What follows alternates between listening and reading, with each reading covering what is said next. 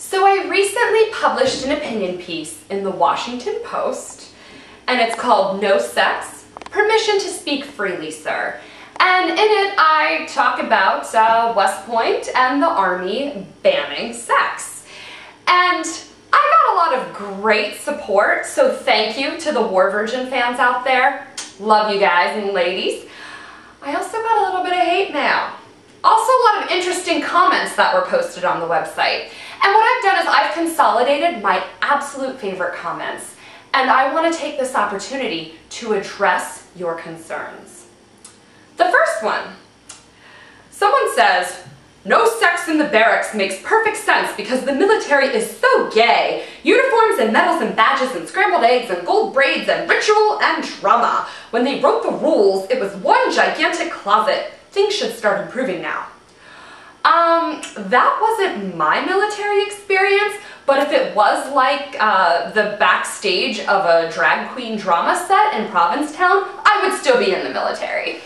Then it was interesting because people started then commenting on the comments, and they got in these like really heated fights with each other that had absolutely nothing to do with what I actually published. So somebody responded and said, I assure you we had gays in the military well before Don't Ask, Don't Tell, but at least the military folk I served with, including Spec Ops, would rip your member off, place it squarely in your face, and chuckle while you choked on it, if you said that to their faces. I also think that roughly 100% of the service people, whether gay or straight, do not give a flying rat's a symbol what you think. And that's why I'm not in the military anymore, because of smart people like that. What I find interesting is that this guy didn't want to spell ass out, so he said a symbol, but he talked about basically a Lorena Bobbitt castration. All right, moving on. Another reader writes, sex in the barracks? Yuck. You mean West Point doesn't have 2 clawfoot tubs out in a sylvan meadow behind the barracks? What is our world coming to? Big Pharma, help our troops here with some of those clawfoot bathtubs. That's why I work in Big Pharma. Call me, we can make it better. Then another reader said, this is my Cialis, this is my gun. Holding hands ain't all that much fun. Thanks. Then someone else said, if you're feeling hard up, just drop your soap in the shower and one of your sexually frustrated peers will do the rest. Excuse me, we didn't have showers, asshole. 11 days, no bath. Come back. Then somebody else said, the difficulty is, and it is further exacerbated by the small ratio of women to men, its sexual activities among a few will generate much jealousy within the ranks, unless women agree to participate in multiple relationships. Yes, because women are a commodity, and there should be competition to fight for their scarce resources. Absolutely, that makes a lot of sense. Then we've got another reader who said, soldiers should do what they've always done, find a hooker and don't advertise, or use your hand or vibrator. Unfortunately, that's still in violation of General Order Number 1, and if you look at a video from my last month's show, you will learn that my commander actually banned masturbation. So you're no help.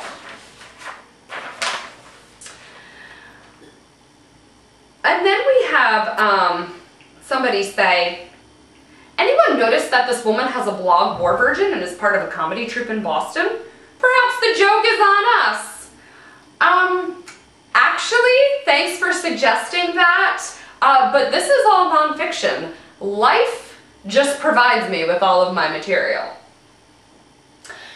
Then another reader says, part of what you're supposed to learn in the military is discipline. We don't want you dropping your weapon and running in the other direction in a combat situation. Resisting the urge to drop your pants when you think it's convenient for you is part of that discipline. Tell that to all the guys who dropped their pants. And if you look at my logo, I didn't drop my pants, I ripped my shirt off. But what difference did it make? Because my bulletproof vest wasn't actually bulletproof. Then somebody said you should get your Jesus obsession back. Are they talking about hymen rejuvenation surgery? I'm not quite sure what you mean by that. Then we had a fight about, you're probably unaware of the role of homosexuality in famous armies since the earliest of recorded history. Not sure what that has to do with my article. And then somebody else says, to wit, the Spartans! Also, Alexander the Great was reputedly bisexual, or a closet homosexual. And then somebody else was like, the Japanese samurai also practiced homosexuality. All I have to ask is, what the hell does that have to do with Saddam Hussein and me? Yeah. Alright, let's see what else we've got. Anything else good? Anything else? Alright, we've got a reader who says, sexual organs always attract the enemy. What then? Cease and desist or make love, not war? Now, is this why generals always want to go to war? Then somebody says, we could issue hump licenses. You could only hump someone similarly licensed and inspected and federally approved for sex. Think of the money we would bring in with hump fees. And then they go on to say Shaka the Zulu king only let his warriors have sex if they had killed someone. So what I want to know, is this hump license like a medical marijuana license? And if I'm in a combat zone where I don't have to pay taxes, is my hump license also tax-free? Let's see, what else? Oh, we have a nice lady named Jan who says, so now my tax dollars have to pay for this woman's Valtrex and birth control while she is allegedly defending the country. Shit, I didn't realize I had herpes. Oh my God, thank you for telling me. God, that's what that frickin' itches. Another reader says, war is sex, the kind for dominance and submission, the S&M of human civilization breaking out of its glass case of sexual repression and let loose in a world of morals and blah, blah, blah. And then somebody else goes, wow, neat. Can I try those sorts of drugs that you're on? You realize this is on the Washington Post website, people, right? All right. Then somebody said, go take a look at morning PT runs and you'll always see, women at the back of the pack struggling to move their fat-encrusted frames a meager 2 miles. Get them all out. They don't even merit being in the rear with the gear. I'm pretty sure I beat you when it came to taking our physical fitness test. No doubt there. And then somebody says, humping in foxholes is healthy for our warriors. Amen. Then my favorite. Somebody named New Mexico Cowboy said, this appears to be a story about a woman who grew up in a sexually repressed fundamentalist Christian environment. No shit, you stole that from my website. Then she went wild where she was finally out on her own during her first environment. And while she was deployed, she received more attention than from male suitors than she ever would under normal circumstances because there simply were very few other females around to compete with her.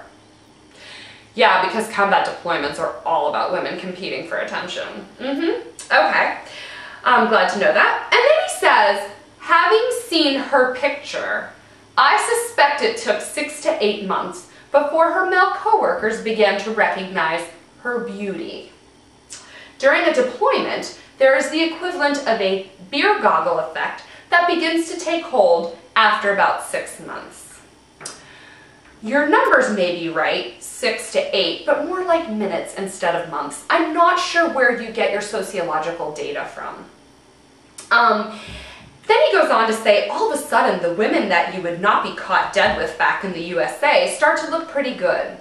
I am happy for her that she got to experience being the pretty popular girl for a few months during her deployment. I'm not sure that makes her an expert on military policy decisions.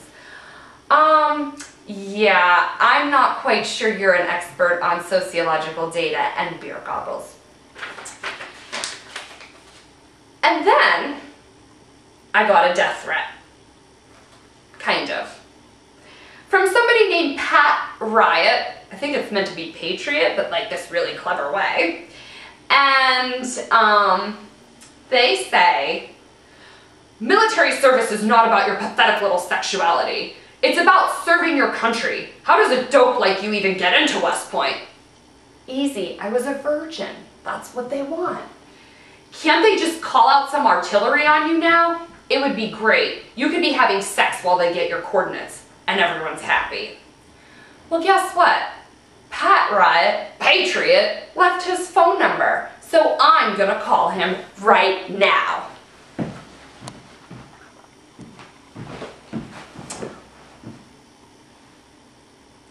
All right, here we go. I'm calling Pat Riot.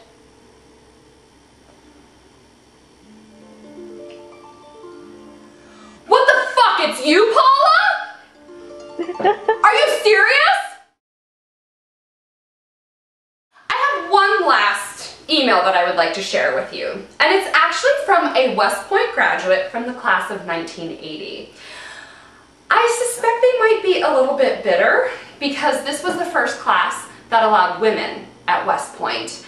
And just to give you an example, the class prior to them, some of the people took their West Point rings and they engraved something that said NB inside their rings, and that meant no bitches because they were the last class to have no bitches. And I'm not out there to criticize every member of this class. There are many wonderful people I've encountered that are in full support and proud of having women that got to be a part of their class. I think though that this guy is not one of them. So, Mr. West Point class of 1980, let's see what you have to say. He's like, you know, he says he's shocked and upset about the tone of my article, and he goes, firstly, West Pointers are not human beings to be coddled and nurtured like some Ivy League college student. Is that where all the people are getting laid? At Ivy League colleges? Thank God I live within walking distance to Harvard. They are the property of the US government to be trained to be effective killing machines and carry out the policy of the US military. Okay. As a result, I think it's fair, reasonable, and should be expected that the military maintains a strict code of conduct. Furthermore, the process of being forced to follow difficult rules is part of the training process itself. Would you want a doctor or a pilot to perform for you who wasn't trained to deal with high stress, low sleep environments? Well, let me tell you, having a lot of sex is the perfect way to create an environment of low sleep. Alright, what else does he say? You even admitted your inability to control your physical urges during combat settings. I mean, what are you supposed to do when you're an innocent virgin and all these hot guys are coming on to you? And they're your war buddies. Anyway, you even admit, and then he's like, clearly, hardcore making out during combat is extremely dangerous, unwise, and could quickly lead to your death or the mission at hand.